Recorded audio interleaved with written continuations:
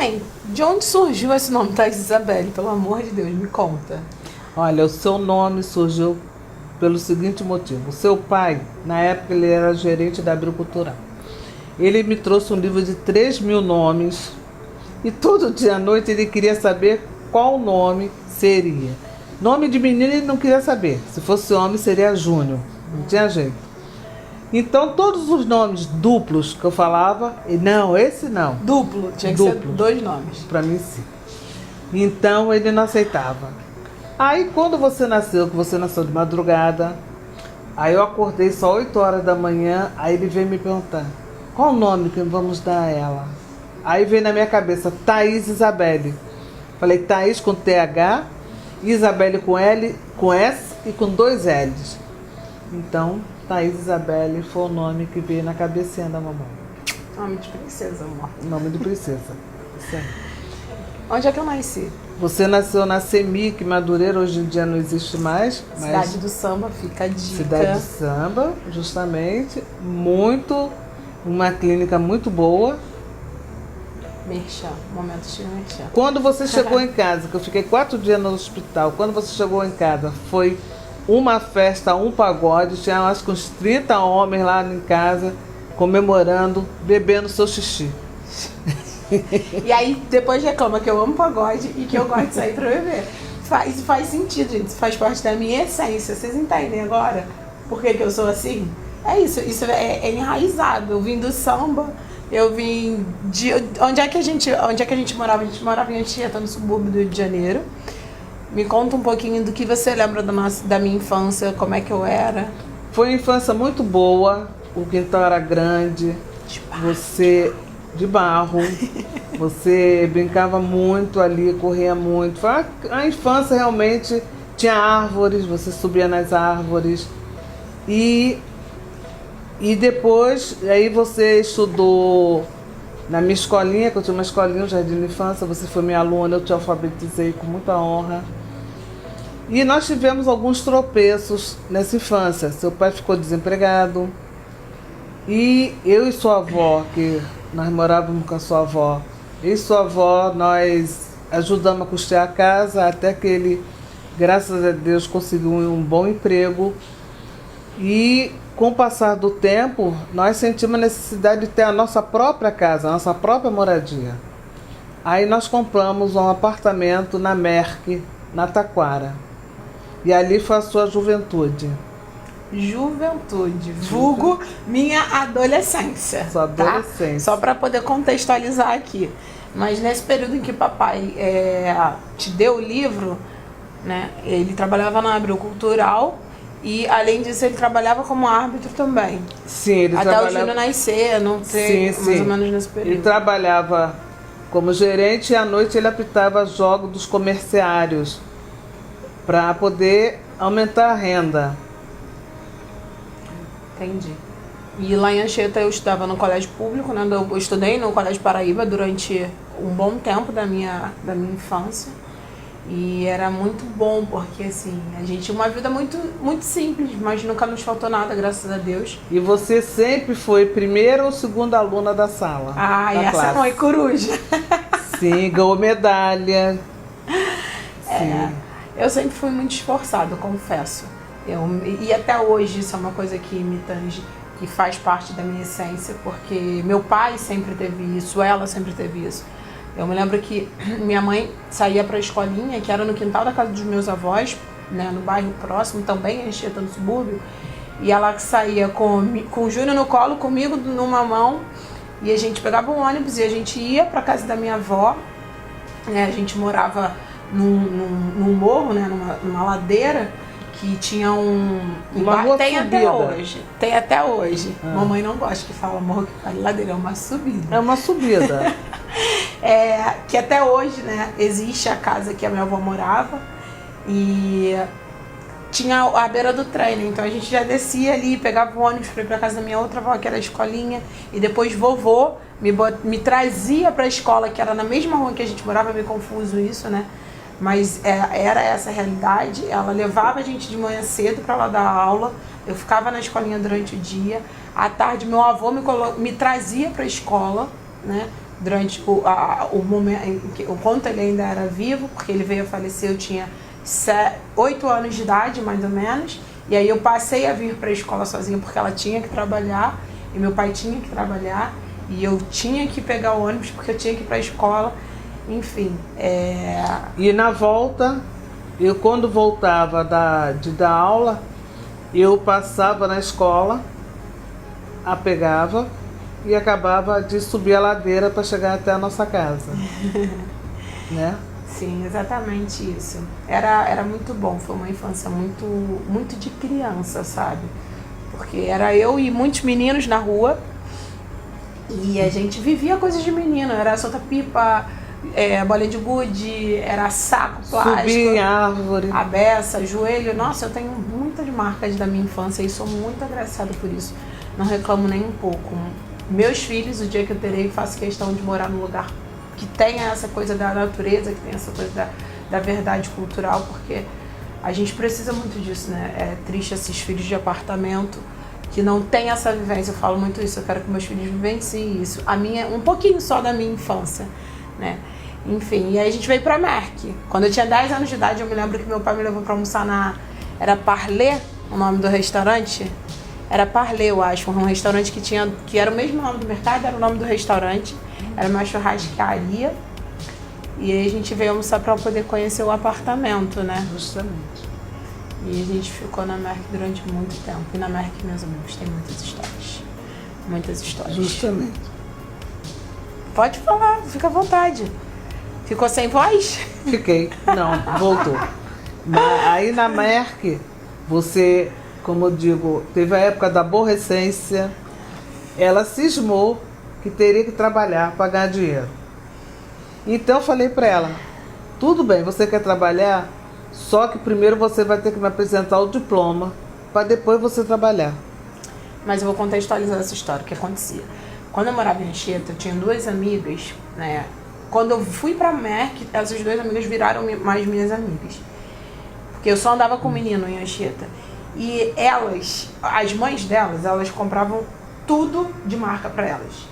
E a minha mãe, ela nunca teve essa coisa. Minha família sempre foi muito pé no chão, né? E a minha mãe falava assim, eu acho um absurdo comprar calça da Gangue. Eu acho um absurdo comprar coisa da Bicho Comeu. Eu acho um absurdo. Então, assim, eu queria fazer parte daquele ciclo. Eu queria ser... A gente saía. Antigamente existia matinê. A gente dançava lamba aeróbica na matinê. A gente ia pra Excêntrica. Eu fiz um aniversário na Excêntrica. Né? Eu me lembro disso. Tipo, um aniversário na Excêntrica, a gente foi de Kombi. Minhas amigas, a gente foi de Kombi pra Excêntrica pra comemorar esse meu aniversário. Se eu não me engano, foi de 12 anos. Só que eu me sentia menor, porque eu não tinha aquelas roupas. Né? Isso acontecia. Isso é uma coisa, um processo natural, um processo normal. E eu falava, eu tenho que trabalhar. Eu preciso trabalhar. Na minha infância, meu pai dava mesada e eu juntava dinheiro com a minha avó. Meu pai dava R$2 e eu guardava R$1 com a minha avó sempre. Né? Enfim, e eu sempre tive muito essa questão de ser econômica, de tudo isso, e a minha mãe sempre colocou muito o nosso pé no chão, né? Você não vai fazer porque você não é todo mundo, você não vai fazer porque não tá certo. É um absurdo gastar esse dinheiro. R$100 antigamente, na década de 90, era muito dinheiro, gente. Tinha acabado de entrar o plano real, né? Assim, era muito dinheiro, era muito valor. E aí ela ficava, né, me puxando dentro dessas vertentes financeiras de realidade. Né? Até porque meu pai trabalhava muito, ela trabalhava muito, ela dava aula em 2 escolas. Depois que a gente veio para a Merck, ela fechou a escola dela, começou a dar aula em 2 escolas. Né? Eu estudava na Felicidade. Você primeiro terminou o ano na Dias Carneiro, depois foi por terminar o fundamental na Escola Felicidade. Isso. E começou também o basquete.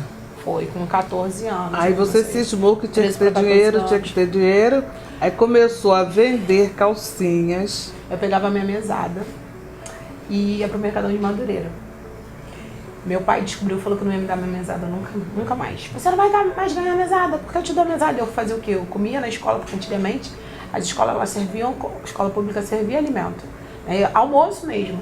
E aí eu almoçava na escola, pegava um ônibus, ia lá em Madureira, comprava calcinha, comprava bijuteria, comprava um bocado de coisa para vender, para fazer dinheiro, porque eu queria me sentir parte daquele meio. Porque o mundo do basquete, apesar do meu pai me patrocinar, que sempre foi um patrocínio, né? As minhas amigas tinham dinheiro, não é mesmo? E meu irmão sempre foi o Mauricinho do rolê. Ele sempre foi o Mauricinho do rolê. Meu irmão quando meu irmão nasceu, meu pai tinha 2 carros na garagem. O Júnior, eu falo que o Júnior pegou essa parte da vida e eu peguei a parte, né, mais pedreira. mais pedreira. Então, assim, nós somos filhos do mesmo casamento, né? Só que nós temos formas de pensar muito diferentes com relação sobre isso. E eu me lembro de uma vez o Júnior olhar pra minha cara e falar assim: você vai usar essa roupa? Suas amigas andam de riff, andam de Billabong. Você vai comprar roupa na C&A, na Citycol? Cruz credo, garoto, você não é minha irmã, não. E isso é engraçado eu comunicar isso, porque assim, eu vejo a cena, eu enxergo essa cena. Assim como eu enxergo a cena, eu me lembro da cena da minha mãe falando de que eu não sou louca, eu não vou comprar essas roupas caríssimas pra você. Você não precisa disso, Thaís. Você pode comprar com R$100 várias roupas na C&A. Eu não preciso comprar uma calça da Gangue, que na época era moda. Minha mãe não me deixava usar aquelas roupas da moda, o shortinho do Bad Boy. Tem chance. Roupinha Del Chan. A única roupa Del Chan que minha mãe comprou pra mim foi num carnaval que a gente foi pra Ponte Nova. Uma fantasia. Foi uma fantasia que eu parecia artista, que era no interior, na cidade do interior. Na época, Ponte Nova não era do tamanho que é hoje, que a nossa família é de Minas. E aí, eu subi no palco pra dançar. Coisa de criança. Eu tinha 11, 12 anos, época de ulalá. E aí... elas pensavam que a Thaís era artista, aí queriam tocá-la de qualquer maneira. Achei até engraçado, uma menina passou a mão na Thaís assim, falei, eu toquei nela. Mas foi muito engraçadinho, sabe? Adorei, porque a Thaís dançou no palco e aquilo ali sensibilizou a população que ali estava. Essa parte da minha infância é bem legal, né? Porque assim, a gente passava férias, uma das coisas assim, que eu tenho muito forte, porque eu falo muito de viagem. A gente tinha uma vida muito simples, né? Não era uma vida pobre, a Thaís está fazendo... Não, a gente tinha uma vida simples, uma vida normal, né? Meu pai trabalhava muito, minha mãe trabalhava muito.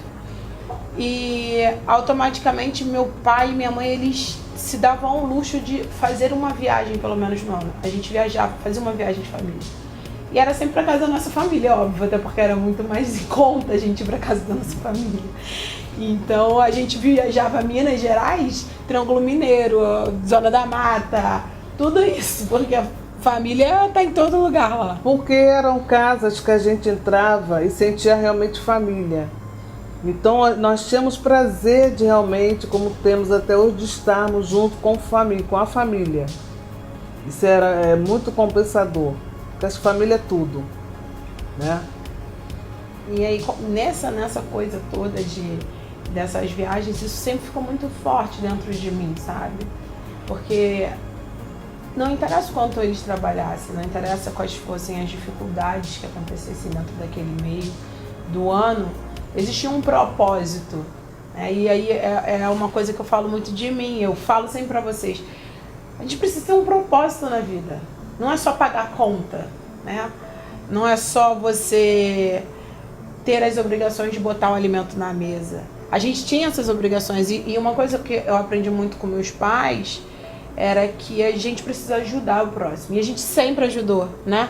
Graças a Deus. A gente sempre ajudou. Eu me lembro que os meus avós, né, minha mãe é filha de 9 irmãos, e meu avô doava sangue, antigamente pagava-se, né? Era remunerada a questão da doação de sangue para criar os meus tios e a minha mãe. E ainda assim, uma vez ao ano eles iam à cidade deles, que eles são mineiros, do meu avô e minha avó, maternos, e eles levavam alguma coisa para ajudar as pessoas mais pobres do que eles. Então, assim, isso é uma coisa que para mim é muito claro, sabe? Essa questão da necessidade de você servir, quando eu falo necessidade é porque é uma coisa que vem de dentro, não é uma coisa que é marketing. Não é marketing. O serviço é uma coisa que te acrescenta, né? Eu fico arrepiada quando eu falo isso, porque eu sou muito apaixonada por servir. Eu costumo falar que, inclusive, estar comunicando isso com vocês não é um trabalho, é um servir, porque é por amor. com carinho, sabe? Com apreço. E ajudar as pessoas sempre foi isso. Minha avó faz isso até hoje. Minha avó está com 92, 93 anos esse ano. E a minha avó faz isso até hoje. Você chega em Mariópolis, na igreja, todo mundo sabe quem é a Dona Maria, que recebe roupa, recebe sapato, recebe várias coisas para doar para o pessoal de Minas. Porque até hoje ela vai a Minas e leva sacas e sacas de roupa para as pessoas que moram onde não tem luz, onde, enfim, né, que é desafiador morar nesses ambientes. E eu tenho muito isso enraizado em mim, eu sou muito grata pela minha família ser assim, né? Diante de todas as nossas diferenças, de todas as nossas dificuldades. E aí é o que rege bastante a minha essência, que veio dela, que veio do meu pai, que veio dos meus avós, enfim. Todo esse processo. E na minha adolescência, como eu estava falando antes, que ela falou que é aborrecente, né? Era desafiador, porque eu e minha mãe, nós não éramos amigas. Eu via minha mãe como alguém que não me queria bem. Porque era a época do Big Mix, Mané. Era a época de baile, era a época de... E a gente morava ao lado de um lugar que tinha isso. E eu me lembro que eu e as meninas, a gente emprestava. Eu emprestava minha roupa para as meninas irem, emprestava o sapato, e elas me emprestavam aquela coisa de que eu não posso usar o short do bad boy, mas uma delas tinha. Então, quando minha mãe estava trabalhando, eu usava e eu me sentia ao máximo, aquele short do bad boy, né? E ela detestava isso. Ela achava super conservadora, ela detestava essa questão, né? A minha mãe sempre foi muito pé no chão, porque a essência familiar dela sempre foi muito conservadora, então ela enxergava isso de uma forma que, não, minha filha não vai usar short curto, minha filha não vai frequentar baile funk, minha filha não vai para pagode, minha filha não, né? E tinha muito isso, e eu dentro daquela coisa, vou empreender desde muito nova, porque eu preciso ter o meu grito de liberdade, né? Essa essência de ir atrás do propósito sempre foi, eu sempre comentei com vocês que eu sempre tive sempre o que eu queria quando dependia dos meus esforços, né? E quando ela trouxe essa questão de que eu estava no Felicidade, eu comprava calcinha, bijuteria, é exatamente isso. Essa minha veia de empreendedor, de realizar, veio dela e do meu pai. Porque diante a muitas diversidades que eles passaram, meu pai teve bar, né? E aí, pô, é desafiador você ter uma grande receita, principalmente na década de 90. Você vivia na inflação, né? Sobe o preço, desce o preço, no mesmo dia subia esse preço, descia o preço das coisas, e era desafiador você ser um vendedor, você conseguir uma receita em cima disso. Mas isso faz parte de quem eu sou, isso faz parte da minha essência, né? E me conta mais. Bom, aí você foi para jogar basquete. É verdade. Né? Uma boa jogadora. Foi campeã estadual 2 vezes, uma pelo Grajaú Tênis Clube, outra pelo Fluminense Futebol Clube. Isso no adulto, né? Ela tá falando no adulto já. Porque no processo, eu comecei a jogar com 14 anos, né? E nesse processo gente, sério, é muita história. Eu me lembro que eu estudava no Vicente Januzzi, numa escola estadual da Barra. Eu almoçava no ônibus, eu lanchava no ônibus, eu estudava no ônibus, no trem, indo pra Mangueira, pros jogos. E vendia calcinha, e vendia bijuteria. E outra coisa, era boa compradora, hein? Cobrar era com ela mesma. Tem que valorizar meu trabalho. Sempre tive essa coisa de, querido, acorda, né? Mamãe nunca foi muito boa disso, não. Não. Mamãe é calada, ela prefere perder. Eu nunca tive essa veia de deixar as coisas acontecerem naturalmente, não. Né? Esse meu jeito, né, incisivo de ser, de comunicar, de trazer, querida, acorda aí, vamos lá, tá devendo aqui, vamos ter obrigação. Até porque eles me cobravam muito isso. Eu tinha que ter boas notas, eu tinha que... existia uma cobrança, então eu recebia essa cobrança. Eu podia jogar basquete, podia tudo. Eu podia jogar handball, que eu também joguei handball, eu também fiz natação. Isso. E eu tinha que... Não interessa, sua nota é sua nota. Não interessa se você tá no colégio público, você tem que ter uma nota da escola pública. Você tem que ter uma nota boa. Você tem que ter 8, tá 8? Né? E, enfim, e eu vivi isso, né? Durante toda a minha vida. Né? Na minha infância eu ganhava medalha de honra ao mérito, era representante de turma, e aí isso daí pendurou até o Vicente Anúncio, até o meu 2º grau. E no último ano eu fui pro prioridade 1, né, para poder fazer preparatório para passar para a faculdade. E aí a minha carreira do basquete encerrou-se e o meu consumo não. Né? O meu consumo não, muito pelo contrário, eu passei a me relacionar com pessoas que tinham um poder aquisitivo muito elevado. Então a minha questão do propósito ela se manteve, porém era para consumir. Eu era cliente VIP de várias lojas de marca, ganhando salário de estagiária. Então assim, foi um momento em que a minha mãe falou para mim uma vez: se entrar mais uma sacola você sai. Porque eu chegava com roupa todo dia. Era uma doença, né? Eu tinha um relacionamento em que os nossos amigos desse relacionamento andavam com roupa de marca. As meninas andavam com roupa de marca. E eu andava de C&A. E elas andavam de Farm. Olha, que discrepância. Né? Então, eu passei a querer ser parte daquele meio. E aí eu fui aquela menina empreendedora, foi largando a vida e foi virando a menina consumista. Absurdamente consumista. Papai já fez alguns empréstimos para mim, né, mãe? Foi. Meu pai me emprestou dinheiro. Quando ele descobriu como eu estava, ele não acreditou. E eu paguei cada centavo. Porque eu não gosto de dever ninguém, né? Não devo banco, que dirá dever meu pai. Meus amigos, vai por mim, que é uma coisa que eu odeio, é as pessoas falando na minha cabeça sobre as coisas. E eu vivi esse distúrbio, né, durante muitos anos da minha vida. Esse distúrbio, ele veio e meus pais, assim, eles ficaram... Eu me lembro que quando eu saí de uma empresa e peguei a rescisão e eu quitei dívida. Uma rescisão salarial inteira para quitar dívida. Dívida de quê? Cartão de crédito com o quê? Roupas e sapatos. E assim eu me coloquei numa posição de tipo, cara, eu preciso viver esse mundo. Eu preciso acompanhar essa classe social que eu tô junto. Só que aí eu meti os pés pelas mãos, né? E meus pais, daqui ó, na minha cabeça, eu fazia conchavo com o porteiro, cara. Pra eu poder, chegava com a sacola, o porteiro ficava com a sacola e eu enfiava as coisas na bolsa. E se não coubesse na bolsa, eu falava pra ele, de madrugada eu volto pra buscar. E assim era. E aí minha mãe, que me conhecia muito bem, ela... Isabelle, roupa nova?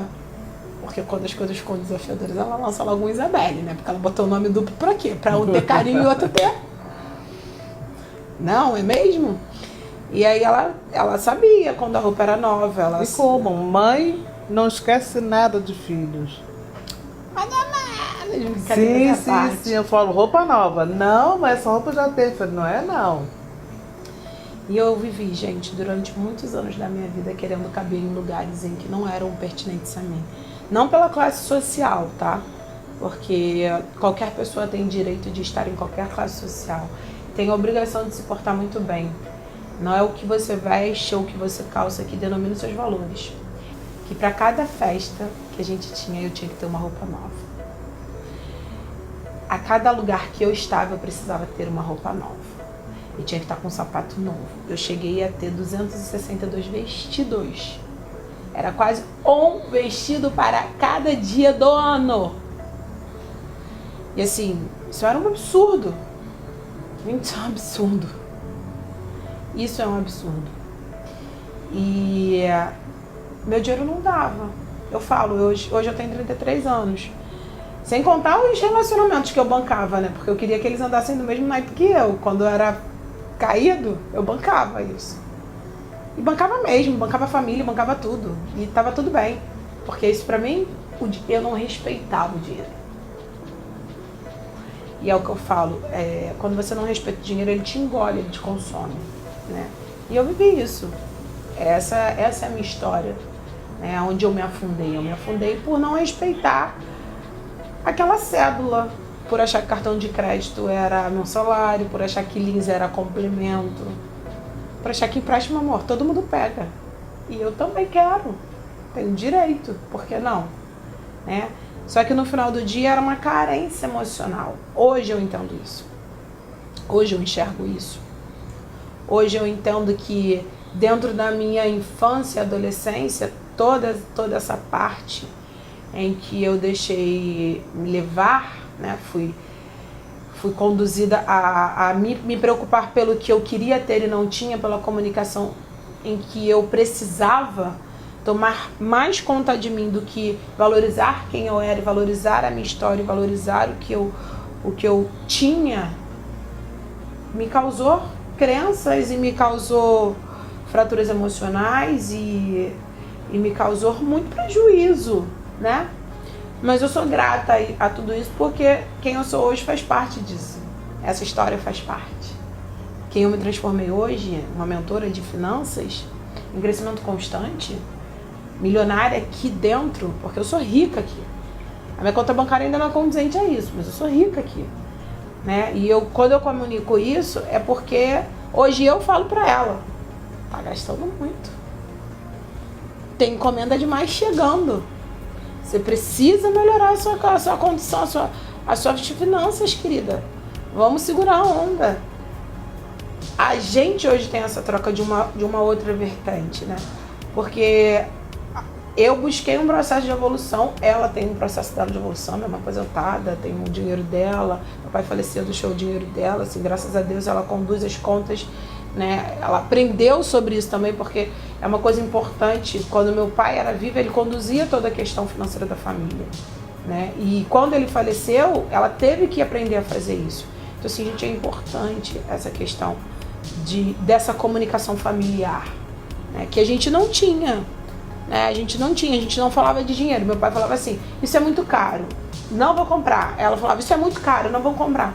E quando a gente traz essa comunicação de que isso é muito caro, a gente não diz como a gente vai criar novas oportunidades. A gente não diz o que a gente tem que fazer para poder conquistar aquilo que a gente almeja, né? E hoje eu entendo que eu posso fazer o dinheiro.